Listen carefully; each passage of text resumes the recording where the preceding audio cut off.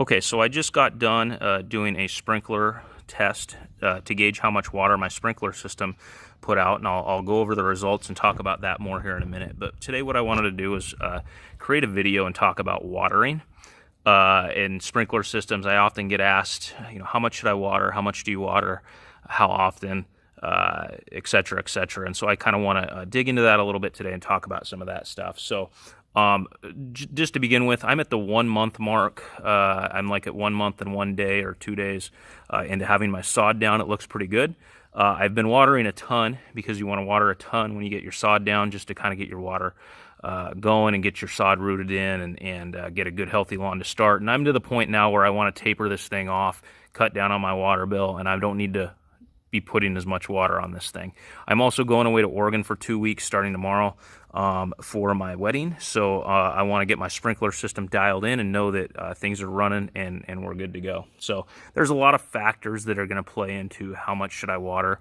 The first one would be climate. Are you in a hot climate? Or are you in a cold climate? Are you in the summer? Or are you in the winter? Also factors such as soil type. What type of soil are you working with? Are you a sand-based soil like I am? If you followed along with my backyard renovation project, you saw that sand that I brought in. I have a sand-based lawn that is going to filter really well. There's other lawns that are clay-based, loam-based, a lot of different soil types and compaction type issues that are going to factor in how much water you need. Okay. Also, the last factor is going to be your current weather. Is it 95 degrees outside or is it 66 degrees outside? Obviously, if it's a warmer day, you may want to, put a little bit of extra water on there in preparation. So the main factor would be not one of the main, but one of the other factors is going to be your type of grass as well. I have a Tifway 419 warm season grass. Which is going to require a different amount of water. If I was up in Oregon or if I was in the fall and had a ryegrass going, there's just going to be different factors and different things that play into that. Okay, so I talked to a lot of different turf grass professionals, and a lot of them have different opinions on the frequency of watering. The two top guys that I ask a lot of advice from and pick their brains on all the time. One of them tells me to water like once a week, really heavy, and just let it soak in and get it deep. And then I've got another guy that tells me no, water less amount and water like every day, just a little bit every day. And so, I think that, there probably isn't a right or wrong answer to that. To an extent, as long as your roots are getting what they need. What I personally like to do is I like to do kind of a combination of the two. What I'll do is I will water heavy for 1 day a week, where I can try to get, about an inch or a little less than an inch of water on there. And then what I'll do is I'll actually do that in 2 cycles so that I don't get a lot of water runoff. This would be an example of water runoff right here. Excuse the orange fence, but you see a little bit of wasted water on my concrete right here. That was because I needed to run my sprinkler test for a certain amount of time.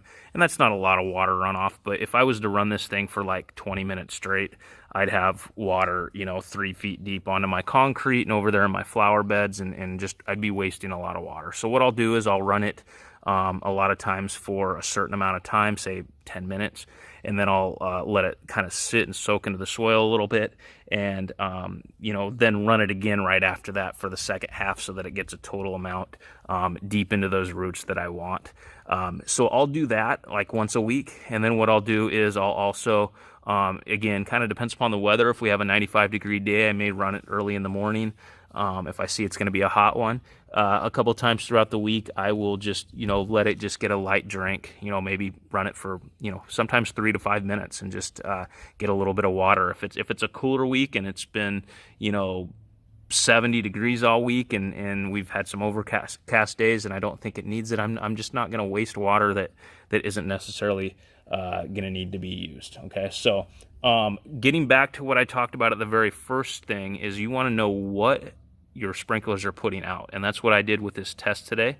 And I'm going to talk about that more here in a second, and then I'm going to run in and get on my computer and show you guys my sprinkler system and the calculations and how I'm going to run that. Alright, so I'm back inside and I kind of just played around with my sprinkler system, and I'll explain what I have going on here with my programs.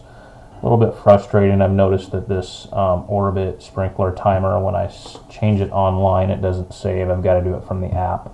But anyway, these cups, basically what we had is we had a 1/4 inch water in most places, and then there's some places, and I'll show here in just a second, where I've got overlap and it gets a 1/2 inch. But what's important to know is that you need to go off of your lowest watering spot, basically. And so what I'm basically assuming is that I'm going to get a 1/4 inch of water every 10 minutes that I'm running my sprinklers. And then just know that there's going to be some places that are going to get a little bit of extra water. So my sprinkler zones are set up, and again, they're not 100% even. When I did my backyard renovation, basically there's a little bit more of a gap between these sprinklers and these sprinklers, or excuse me, there's not a sprinkler here, between this sprinkler and this sprinkler, because initially what this was set up to do was, this was the end of the lawn, and then there was like not grass over here, and so I kind of renovated this whole thing. So essentially, like, for example, right in here is not going to quite get as much water as like right in here. So again, I've got to go kind of off of the minimum, which is a 1/4 inch. I've got 1, 2, 3, 4, 5 sprinklers. This one stretched down here, and this still gets plenty of water. And then on this back second zone here, I call this my backyard back, and this my backyard front. I've got 1, 2, 3, 4, 5, 6, 7, 8, 9 sprinklers. And so the spots that get overlapped are like right in here, where this sprinkler, which fans out half circle here, and this is in the 1/4, so like right down in here, I'm getting kind of almost like double water in some spots, and there's not really a way that I can set that up and make that really any better. I guess I could have just eliminated that sprinkler, but I guess it is what it is. So the way that I've got this set up, and before I get going, there was this one spot here. I took this drone shot like 4 days ago, I believe, and I noticed this spot right in here where I did have a cup. This is hardly getting any water at all.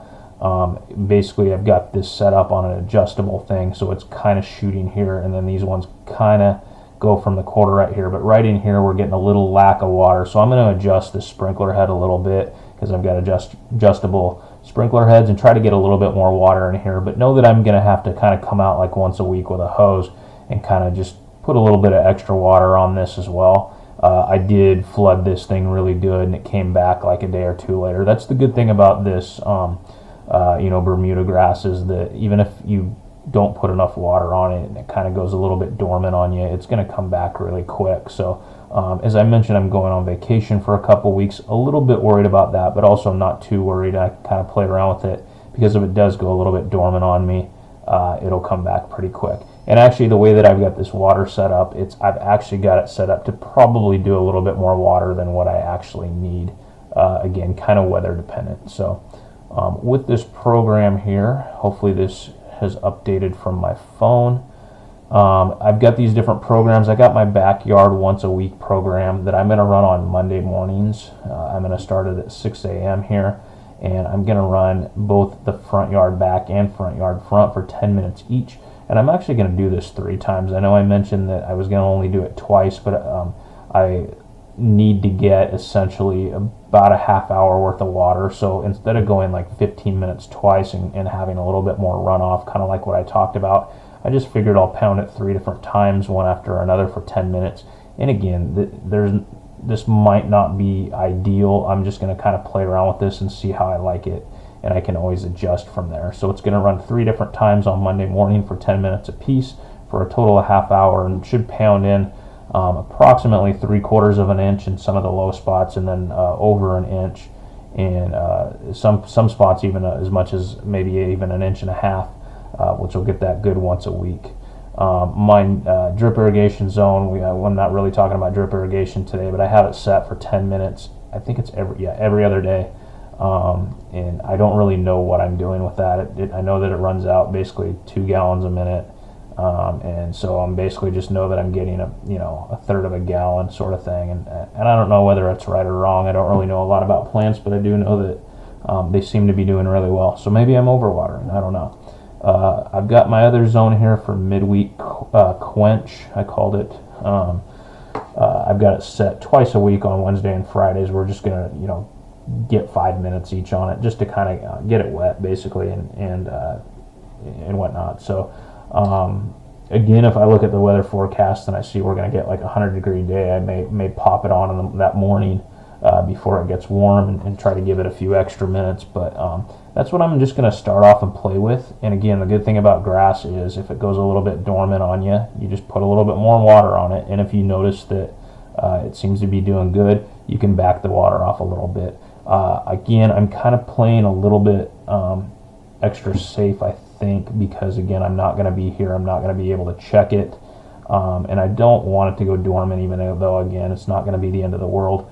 But I do plan on, when I get home in a couple weeks, kind of revisiting this and maybe even backing off it a little bit more. So anyway, I hope you got something out of that and something beneficial.